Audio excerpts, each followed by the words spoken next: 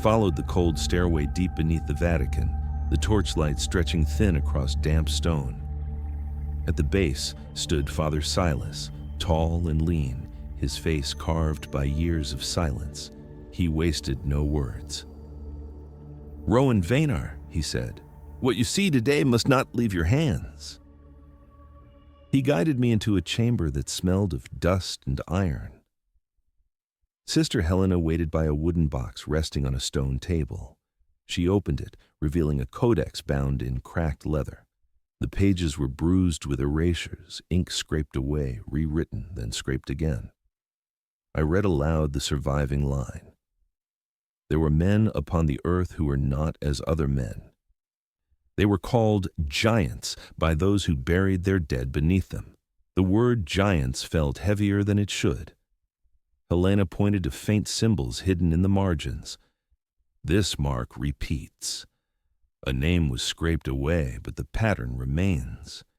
It belongs to the Watchers, the angels who took what was forbidden. Their children were Nephilim."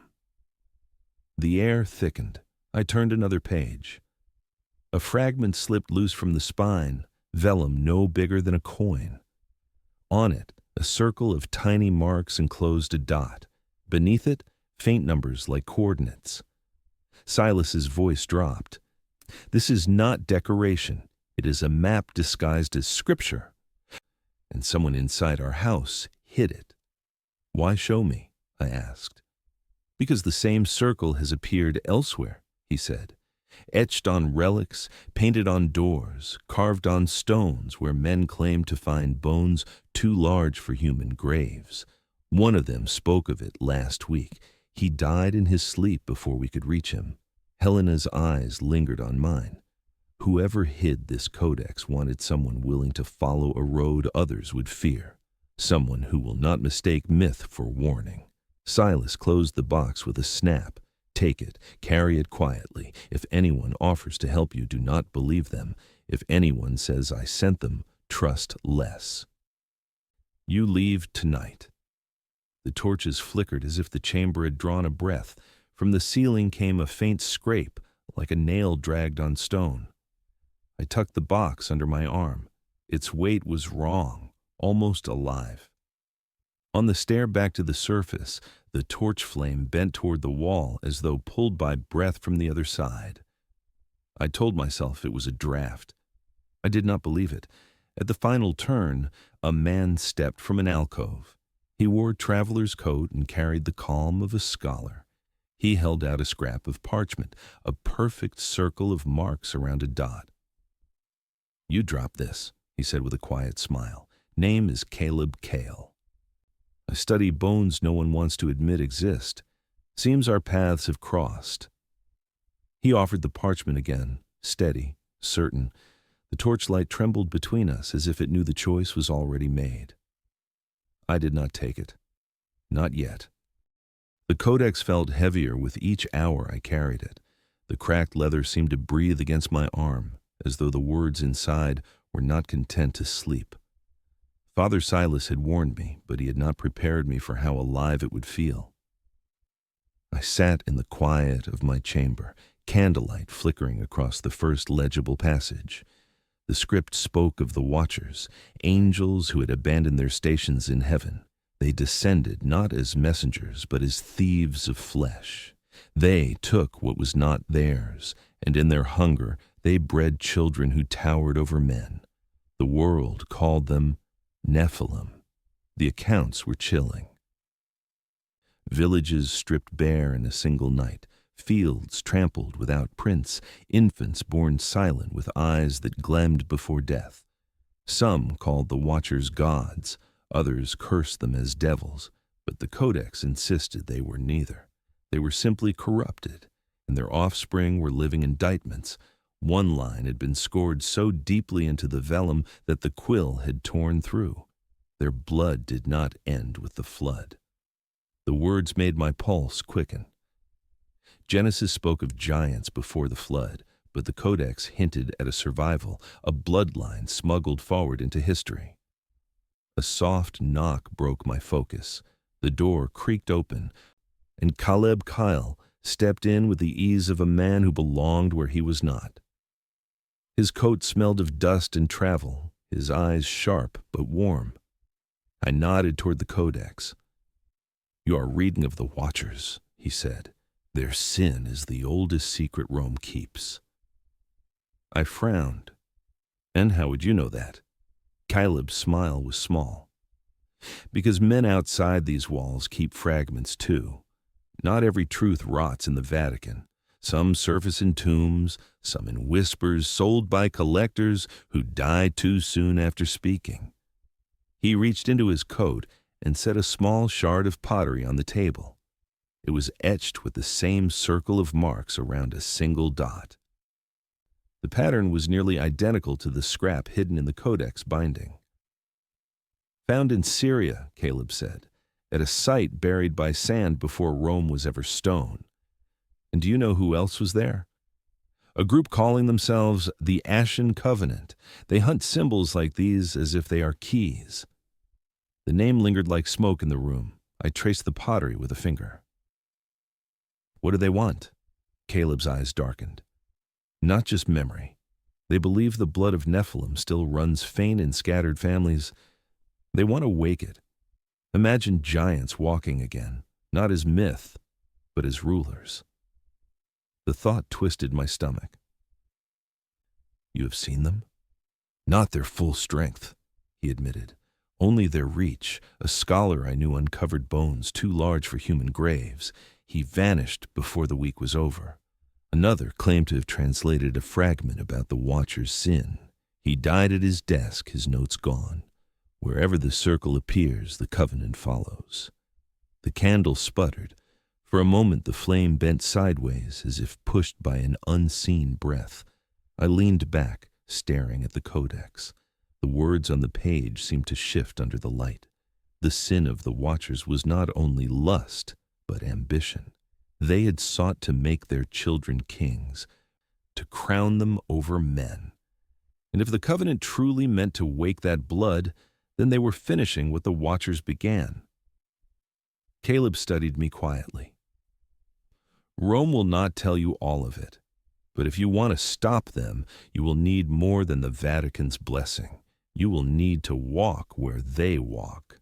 I closed the codex and slid it back into its box. The wood was warm, as if it remembered my touch. "If the covenant is moving, we cannot wait." Caleb smiled again, but this time it was thin, almost tired. "Then we are already allies." I wanted to believe him. I needed someone beside me. But Father Silas's warning gnawed at me. If anyone offers to help you, do not believe them. I blew out the candle. The room plunged into shadow. In the silence that followed, I could swear the faint echo of footsteps lingered outside the door, too slow, too deliberate, as if waiting for us to speak again. We left the Vatican at nightfall. Father Silas offered no blessing, only a glance that felt like a warning carved into stone. Caleb walked beside me with the air of a man who had traveled this road many times before. His steps were steady, too steady, as if he knew where they would end. Our destination lay beyond the city walls, a villa that once belonged to a collector of relics. Days earlier, he had written to the Vatican, claiming to possess fragments that mentioned the Watchers. The next day, he was found dead. His house had been sealed, yet the circle of marks, the same symbol from the codex, was painted in ash on his door. We arrived as the moon hung low. The villa was silent, the windows shattered. Inside, the air reeked of burned oil and something far worse, sweet, cloying, the smell of flesh that had met flame. I lit my lantern.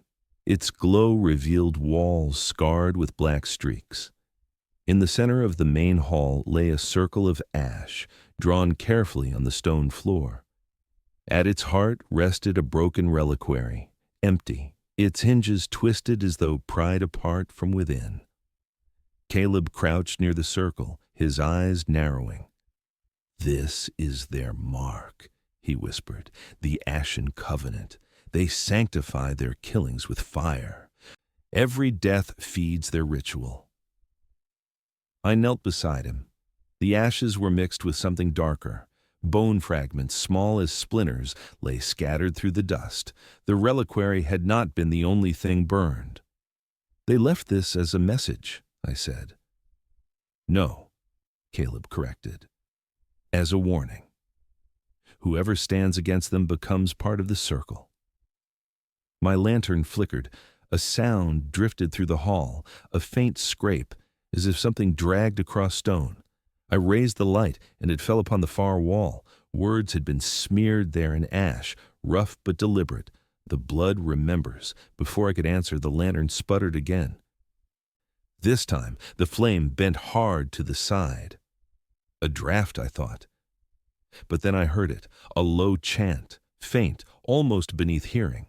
The words were in no tongue I knew, yet they carried a weight that pressed against the bones. Caleb rose sharply, his face pale. "They were here not long ago." The chant swelled and then cut off, leaving the silence heavier than before. I stepped toward the reliquary. Its inner walls bore carvings, lines of script half melted by fire. Among them, I recognized the lattice pattern from the Codex, the bone-like marks that named the Watcher's sin. But here the lines ended in something new, a symbol shaped like a hand, open, with an eye in the center. Caleb's voice trembled. "That is their seal. They believe the eye in the hand sees the blood that has slept for centuries. To them, every man and woman is a vessel waiting to be cracked open." The villa groaned, as if settling. Dust rained from the rafters. My lantern light fell on a doorway at the far end. I crossed the hall and pushed it open. The room beyond was colder. In the middle stood a table, and on it the body of the collector. He was laid out as if in mockery of burial, arms folded, eyes burned into empty sockets. His chest had been opened and stitched back together with thread blackened by soot. The symbol of the circle had been carved into his sternum. I swallowed hard. They are not only killing, they are searching. Caleb nodded grimly. For traces of the blood, they believe some still carry it. Perhaps this man found a fragment that pointed to a bloodline. I stared at the ruin of the body. The covenant had turned him into scripture. Then, a noise. From the shadows behind the table, something moved. A figure stepped forward, cloaked and hooded, ash clinging to the fabric like a second skin. His hands were smeared black, his eyes reflecting the lantern light. He did not run. He only raised one hand in silence, palm outward. In the center was an eye tattooed in scarlet ink. Caleb tensed beside me. One of them. The figure lowered his hand slowly, then touched a finger to his lips as if commanding silence. Then he backed into the dark, vanishing as though the shadows themselves had taken him. The hall felt smaller, the air tighter. The ash circle at our backs seemed to stir in the draft, though there was no wind. I closed the lantern, smothering the flame. "We cannot stay here." Caleb's face was pale but set. "Then remember what you saw. The covenant does not hide in shadows anymore. They want us to know they are awake." We stepped into the night, the villa collapsing into silence behind us. Yet the ash clung to my boots as though it meant to follow. The storm rolled in without warning. Rain pounded the windows of the excavation tent, hammering the canvas like fists. Beneath the noise, the archaeologists whispered, their voices thick with unease. No one wanted to be the first to say it aloud. What they had uncovered was not human. I stood at the edge of the trench, lantern in hand. The earth smelled of clay and salt, though we were miles from the sea. The bones glistened pale in the lantern light, a rib cage too broad, arms too long, and a skull whose jaw was wider than any I had seen in my years studying relics. The Codex had spoken of giants. Here, beneath my boots, was proof that Scripture had not lied. Sister Helena bent close to the skull, her face pale but steady. "Rowan, this is not exaggeration. These bones belong to something that stood taller than two men." I traced a finger through the mud. The skull bore strange markings, shallow carvings like lattice work etched into the bone itself, the same pattern I had seen in the codex margins. "The Watchers marked their children," I whispered. "This is not just a giant, this is Nephilim." Before Helena could answer, the lantern flame snapped sideways, as if yanked by breath. A sharp crack echoed through the rain. One of the archaeologists collapsed into the trench, blood spreading across his chest. "Down!" Caleb's voice cut the air. I threw myself to the ground as bullets tore through the canvas walls. Shadows moved beyond the tent, silent but swift. The Covenant had come. Panic erupted. The workers scattered, screaming into the storm. Helena clutched her rosary, frozen in terror. I reached for her, but another shot rang out, splitting the lantern glass. Darkness swallowed the trench. Hands seized me from behind. A figure cloaked in ash dragged me toward the skull. I fought back, the mud slipping beneath my boots. His breath reeked of smoke and iron. He raised a knife, its blade etched with the circle of the Covenant. Then the knife never fell. Caleb crashed into the attacker, driving him into the mud. The blade spun free, and I snatched it up. For an instant the storm lit the tent in white, and I saw Caleb's face twisted with fury, his hands stained black with ash as he wrestled the man down. "Rowan, go!" he shouted. I lunged toward Helena, dragging her out of the trench as more figures swarmed through the torn canvas. Their chants rose above the storm, low and guttural. "The blood remembers." One lunged for me. I slashed with the stolen knife, the ash-marked blade tearing across his arm. He shrieked, stumbling back, and the others hesitated just long enough for Caleb to grab me by the collar and shove me toward the gap. We broke into the open storm. Rain stung my face, mud sucking at my boots. Behind us, the tent blazed with sudden fire, orange tongues leaping into the night. The Covenant had lit the bones, unwilling to let proof survive. Helena stumbled beside me, gasping prayers between breaths. Caleb stayed at my back, firing a pistol he must have hidden in his coat. The reports cracked like thunder. 2 attackers fell. The rest melted into the storm, their chanting fading into the dark. More. We did not stop running until the villa's outline rose on the ridge. There, under the stone arch of the gate, we collapsed, soaked and shaking. My chest burned, my hands still clutching the Covenant's knife. Caleb leaned against the wall, blood dripping from a cut along his side. He grinned despite it, his teeth flashing in the stormlight. "Not exactly the field study I promised you." I stared at him, breathless. "You saved my life." His grin faded into something quieter. "We are in this together, Rowan. If they kill you, the trail dies with you. I'm not about to let that happen." Helena touched his arm, whispering thanks. I saw the wound seeping through his coat. He waved it off as nothing, but the mark of pain on his face was real. In that moment, I believed him. He had fought like a man with no reason but loyalty. He had bled for me. The storm began to ease. Smoke from the excavation site rose into the clouds. The bones of the Nephilim were ash now, scattered by the Covenant's fire. All that remained was the codex and the circle etched into my memory. I tightened my grip on the knife, its carved symbols glowing faintly in the wet torchlight. The Covenant had revealed themselves. They would burn truth to keep it buried. But Caleb Kyle had stood beside me when the shadows closed in, and for the first time since the codex slid under my door, I felt I had found someone I could trust. The storm had passed, but the weight of it clung to me. Days later, I still smelled ash on my clothes. The bones we had seen, proof of giants, were gone, reduced to smoke by the Covenant's fire. Yet the codex still whispered, and the knife I carried, carved with their circle, felt alive in my hand. Father Silas summoned me to his study. The chamber was dim, the shutters drawn, candlelight flickering across scrolls and maps. He spoke without greeting.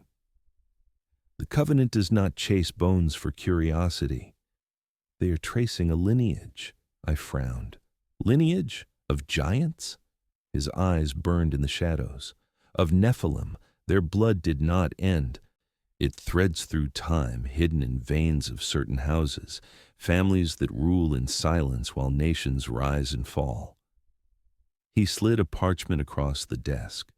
At first glance, it seemed a genealogy, lines branching into names I half recognized from history. But closer, I saw marks beside them, a lattice symbol from the codex, repeated like a secret watermark. "These names," I whispered, "they are real. Some are still alive." "Powerful names," Silas said. "Bankers, kings without crowns, heirs who sit on boards that shape nations. You would not find their faces in Scripture, but you feel their reach every day." I traced one branch that led to a family still spoken of in Rome's politics. Another line reached into London, another into New York. The symbols told a chilling story. Their influence had never waned. It had only changed masks. Before I could speak, Caleb leaned from the shadows where he had been studying another page. "They hide it well," he said, "but every generation, some child is born a little too tall, a little too strong, with eyes that glow oddly in candlelight. The families whisper of blessed blood, but the covenant knows the truth." His tone carried no triumph, only weary certainty. I remembered the night he had saved me, the way his hands had struck with inhuman speed. I pushed the thought aside. He had bled beside me. He could not be one of them. Helena joined us, placing a smaller parchment on the table. "This was taken from the villa," she said, "hidden under the collector's body.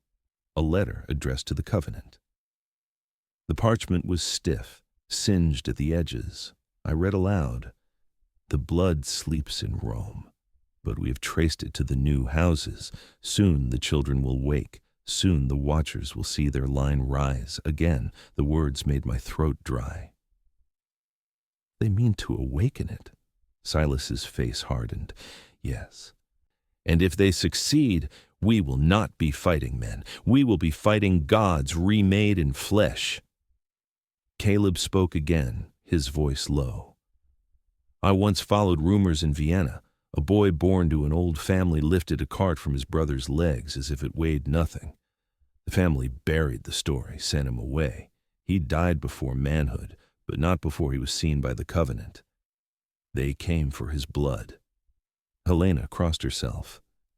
"You mean they took it?" Caleb nodded. "Every drop. They believe it carries memory, that inside a single vial lies the seed of a kingdom."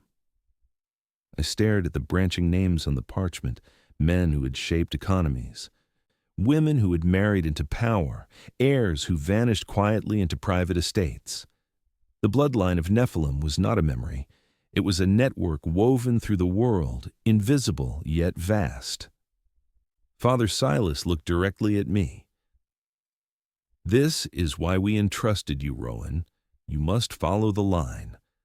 Find the families before the covenant does. If they succeed in awakening the blood, the giants will not rise as myths. They will rise as rulers." I gathered the parchments, but my hands trembled. The names stared back at me, cold and indifferent. Some I had met, others I had only read about in financial reports or political speeches. The realization struck me harder than the storm had. We were not only chasing shadows of the past, we were standing in the middle of them. That night I dreamed of the skull in the trench, its lattice markings glowing red. When I woke, the knife of the covenant lay beside my bed, its carvings faintly warm, as if it too remembered. At dawn, Caleb was already waiting by the gate. His side was still bandaged, his face pale but determined. He smiled faintly. "The covenant is not hunting relics anymore, Rowan. They are hunting people, and we will need to be faster than them." I did not answer, but I followed. The parchments weighed heavier in my pack than the codex itself. Bloodlines stretched across the earth, and the covenant was already tracing them. And in my heart, a darker question grew. If the blood of Nephilim still ran through these families, could it run in me? The air in Prague was colder than Rome, yet the silence that clung to the monastery ruins felt the same. We followed the Codex's map here, its circle of marks pointing to an underground chapel long buried beneath centuries of dust. The villagers whispered of children vanishing. They spoke of smoke on nights without fire, and now, standing at the edge of the crypt, I smelled iron in the air, sharp as blood. Caleb lifted the lantern. "We are late," he murmured. The stone steps descended into blackness. Each tread seemed to hum, as if the earth itself remembered what slept below. Father Silas had warned me to expect rituals, but nothing could have prepared me for the sight that waited in the chamber. The crypt was alive with flame. Torches circled the altar, their smoke crawling toward the ceiling like black vines. Around the altar stood the covenant, cloaked in ash, their chanting a low thunder. And upon the altar lay a child, no older than 12, his wrists bound in iron, his chest marked with the covenant's circle. His eyes fluttered, his lips moving in a language not his own. My stomach twisted. "God help us," I whispered. Celine Morcant, the covenant's priestess, raised a dagger etched with lattice marks. Her voice rose above the chant. "The blood remembers. Wake now, child of the Watchers." The blade struck, not to kill, but to cut across the boy's palm. His blood spilled onto the carved stone. The symbols flared red. The chamber trembled. Caleb grabbed my arm. "We cannot stay hidden," but I could not move. The boy's body arched, his eyes snapping open. They glowed pale gold, light searing in the shadows. His voice rose in a howl that was not a boy's cry, but something deeper, ancient, too vast for the lungs of a child. The iron restraints bent outward as though struck by hammers. The torches bent with him, their flames stretching toward his body. His arms swelled, muscles tearing through skin that healed in the same instant. The air reeked of burning, though nothing touched flame. The covenant fell to their knees, chanting louder, their hands raised in worship. I finally tore my voice free. "Stop this!" My shout drew eyes. One of the cloaked men lunged toward us. Caleb met him first, striking with a fury I had not seen before. His strength startled me, swift, precise, more than human, but the moment passed, drowned by the roar of the awakening. The boy, no, the creature, rose from the altar. Chains snapped, stone cracked. His shadow filled the chamber, towering, impossible. His mouth opened, and the torches all died at once. For a heartbeat, there was only darkness. Then his eyes blazed again, flooding the crypt with golden light. Helena screamed. I pulled her back as the creature's hand swept across the air. The force alone, without touch, flung men against the wall like rag dolls. Bones cracked. The chanting turned to screams. Celine Morcant's laughter cut through the chaos. "Behold the firstborn! The Nephilim walks again!" Caleb shoved me toward the stair. "Rowan, move!" But I couldn't leave. The Codex's words rang in my mind. Their blood did not end with the flood. It was true, and it was rising before my eyes. The child's face still lingered beneath the giant's form, eyes wide, lips trembling. For a moment he looked at me, no priestess, no covenant, just me. And I thought I saw fear. Then the light flared, and the chamber shook as if the world itself rejected his presence. Stones cracked, dust rained down. The covenant screamed for their godling to stand, but the boy's body convulsed, torn between flesh and memory. Caleb dragged me by force up the stair. Helena stumbled behind us, sobbing prayers. We burst into the open night just as a roar shattered the crypt, a sound too vast for human throats. The ground heaved. A column of smoke rose from the ruin, and in the fire-lit haze, I saw the boy again, standing amidst broken stone, taller now, stronger, his eyes burning like suns. He looked toward the village, toward us, and then he stepped forward. The first Nephilim in millennia had awakened. The ruins of the crypt still smoked when we made camp in the hills beyond the village. Helena prayed softly by the fire, her hands trembling. I could not close my eyes. Every time I tried, I saw the boy's golden eyes burning through the dark. The Nephilim had returned, and nothing in Scripture had prepared me for the terror of it. Caleb sat across from me, sharpening the Covenant's knife I had taken. The flames reflected in his eyes, steady, almost calm. "They will come for him," I said. "The Covenant will not let their firstborn wander without chains." Caleb's lips curved faintly. "Perhaps chains are not what they intend. Perhaps they mean for him to lead." The words struck me like cold water. Lead? He's a child twisted into a monster. "Or a king," Caleb murmured. Helena looked up sharply, but Caleb only smiled as though it were idle thought. Yet something in his tone unsettled me. Later, when Helena finally slept, I confronted him. "You speak as if you admire them." Caleb did not look offended. He set the knife down gently. "I admire truth, Rowan, and the truth is this. We are fighting a war against blood itself. Tell me, how does one win such a war? By burning every bone? By killing every child who carries a mark?" I had no answer. He leaned closer, his voice lowering. "I have walked longer roads than you, Rowan. I have seen families bury their own sons for fear of whispers. I have seen Rome hide fragments because the truth frightened them. The Covenant may be cruel, but they do not hide. They act." The fire cracked between us. For the first time, I felt distance from the man who had once saved me. Before dawn, scouts of the Covenant found us. Cloaked figures emerged from the trees, blades glinting. The attack was swift, merciless. Helena screamed as one lunged toward her. I moved, but Caleb was faster. His blade sang through the air, striking with precision. One attacker fell, then another.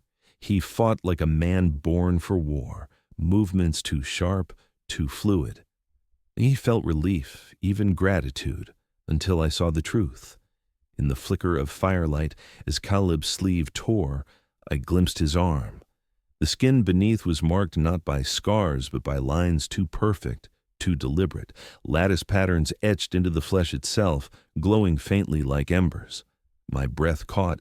He saw my stare. For a moment his face hardened. Then he struck the last assailant down and turned to me, chest heaving.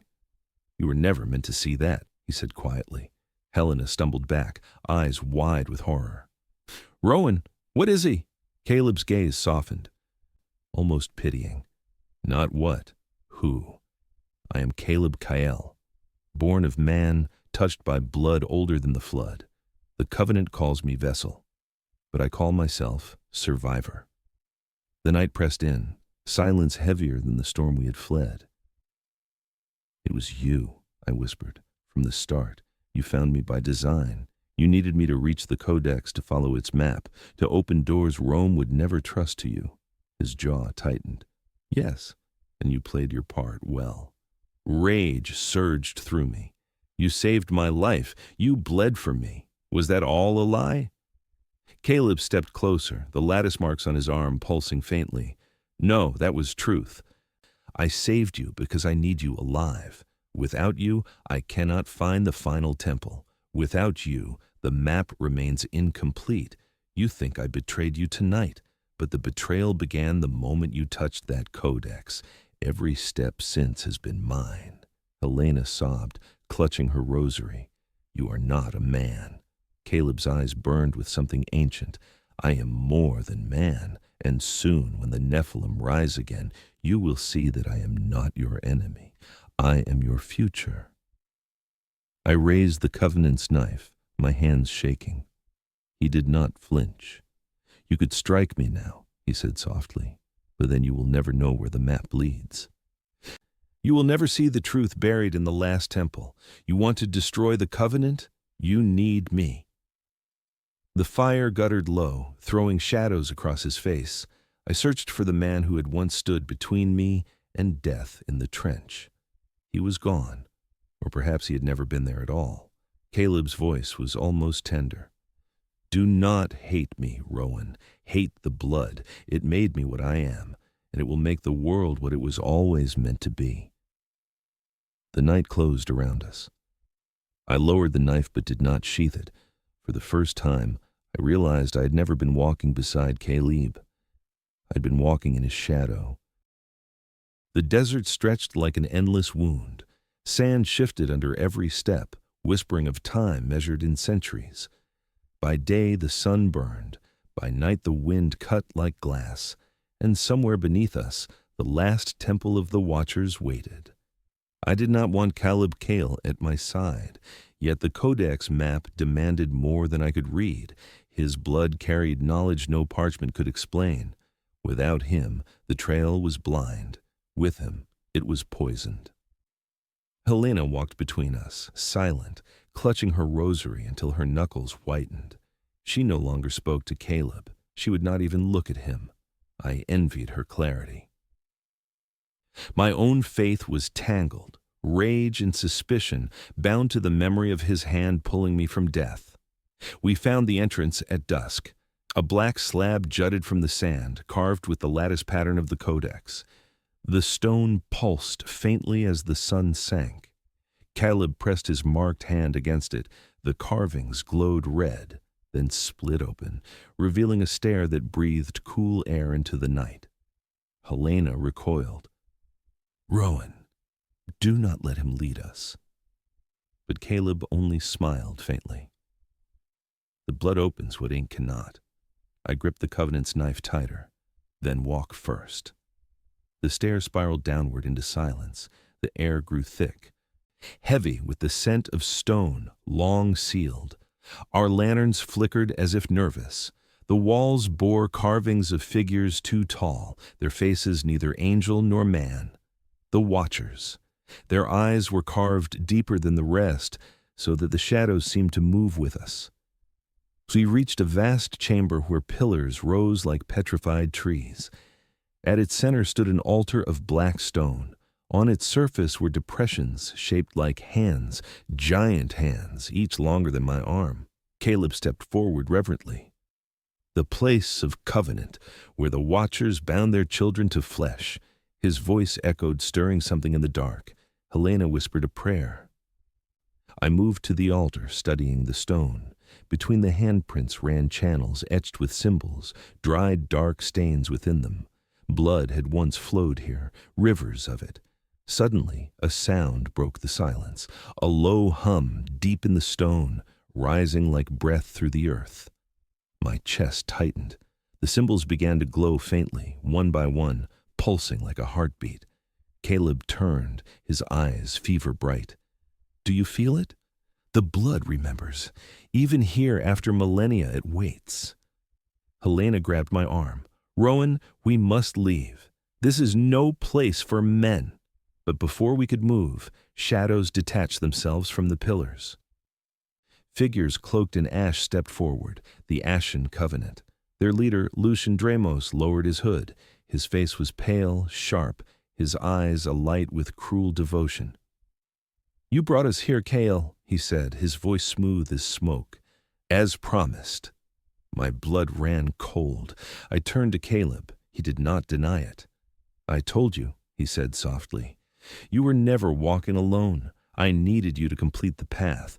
The Covenant needed you to bring the Codex to its heart. Rage flared through me. So every step, every life lost, you planned it? Caleb's gaze did not waver. Not planned, chosen. The Watchers demand vessels, and you, Rowan, opened every door I could not. The Covenant encircled us. Torches flared, their light casting giant shadows across the walls. Lucian approached the altar, gesturing to the handprints. The firstborn has awakened, but he is incomplete. The temple requires more. Blood for the bloodlines, flesh for the Covenant. His eyes fell on Helena. She clutched the rosary to her chest, trembling. I raised the knife. You will not touch her. Lucian smiled coldly. Then perhaps you will offer yourself. Your name was written long before you were born. Do you not feel it, Rowan? Why else would the Codex find you? The hum deepened, the stone vibrating beneath our feet. Dust rained from the ceiling. The altar glowed brighter, veins of red light running through its cracks. Caleb stepped closer to me, his marked arm pulsing faintly. Do not fight it, Rowan. Join it. If we resist, we are crushed. If we embrace, we are kings. I stared at him, at the man who had once saved me from death, now standing as both betrayer and brother of the covenant. My grip on the knife trembled. The altar roared, a sound not of stone but of something waking beneath it. The pillars shook, and in their cracks I thought I saw eyes, golden and endless. The fallen temple was no ruin. It was a womb, and something inside it was ready to be born. The hum inside the fallen temple swelled until it shook the air itself. Dust rained from the ceiling, pillars groaned like dying beasts, and the altar glowed red as if blood pumped beneath the stone. Lucian Dramus raised his hands to the covenant, his voice rising in triumph. It begins, the sleepers answer. But before the chant could resume, the chamber went still, too still. My ears rang with a silence so heavy it pressed into the skull. Then it came, a voice that was not a sound, but a weight inside the bones. Children of Ash, why do you wake me? The words were vast, rolling through marrow and stone alike.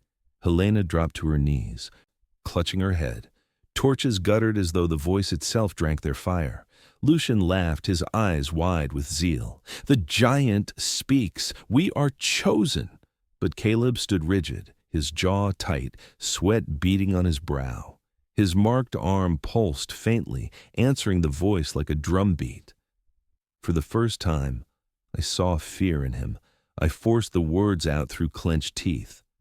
Who are you? The answer tore through the chamber like thunder. I'm the first son of the Watchers, bound beneath stone, drowned in dust. You call me Nephilim, but I was king before your world had kings.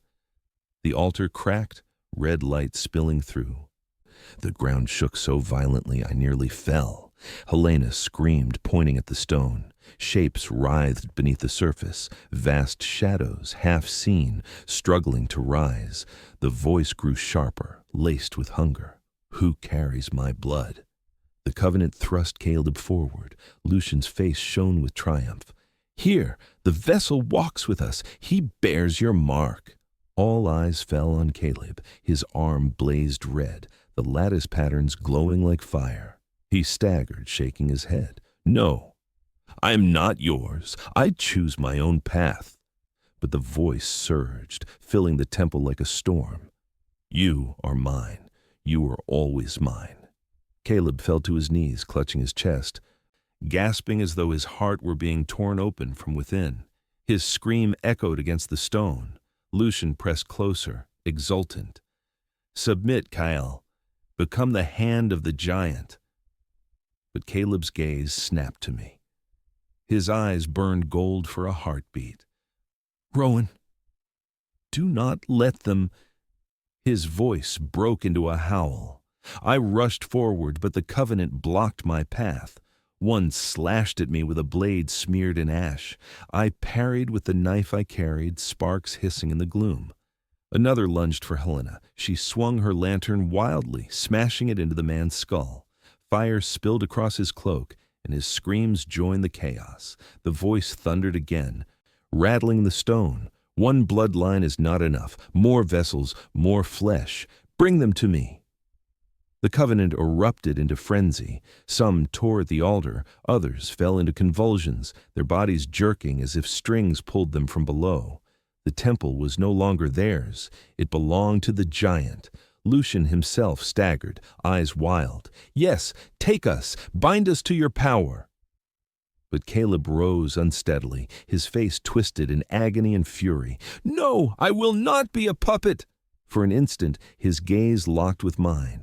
In that look was pain, defiance, and a plea. I slashed through the covenant circle and reached him. His skin burned hot, the marks on his arm flaring like molten iron. Rowan, he gasped. "If I fall, if I yield, you must end me." The temple roared, the pillars cracking. From deep below came a bellow, not words but rage itself. The air turned heavy, suffocating, as though the chamber filled with an ocean unseen. Helena cried out, her rosary snapping in her hands. Shadows poured from the altar, forming a towering shape with eyes like suns. The giant was no longer only a voice. It was a presence, vast and crushing. And in that moment, I knew the covenant had torn open a door they could not close. Lucian fell to his knees, arms wide, tears streaming down his face. "Crown us! Make us your chosen!" But the giant's gaze turned not to him but to Caleb, its blood made flesh, its vessel prepared. The chamber shook so violently I thought the desert itself might split. Caleb's scream ripped through the chaos, half human, half something else. I gripped the knife tighter, my heart hammering. I had walked into this temple fearing lies. Now I stood before a truth too immense to bear. The giant's voice rang once more, louder than the storm, sharper than steel. "Rise, my son." And the temple obeyed. The fallen temple shook as if the desert itself were breaking apart. Cracks split the altar, spilling red light into the chamber. The giant's voice thundered from the deep, not carried by air but etched into bone. "Rise, my son." Caleb stood in the center, body convulsing, the lattice marks on his arm blazing like molten iron. His eyes flickered between storm gray and molten gold. He was no longer wholly himself. Helena clung to the wall, whispering broken prayers through her tears. Lucian Dramos knelt by the altar, arms spread wide, his voice exalting the chaos. "Yes, take him, Lord of Ash. Make him the first of the new kings." The giant roared again, shaking the pillars. "You are mine. You are always mine." Caleb dropped to his knees, clutching his chest. His scream ripped through the chamber, half human, half something else. He looked at me, sweat pouring down his face. "Rowan, stop this before I'm gone." I gripped the Covenant's knife tighter. Its etched circle glowed faintly, as though the blade knew the blood it was meant to drink. My hand shook not from fear of the giant, but from the man before me, the one who had saved me, walked beside me, betrayed me, and still somehow felt like a brother. Helena cried out, "Rowan, you must strike, now!" But Caleb's human voice cut through again, desperate. "If you trust me, even for a breath, end me before he takes all of me." The altar split wider, light flared. The shadows of the covenant writhed like demons across the walls.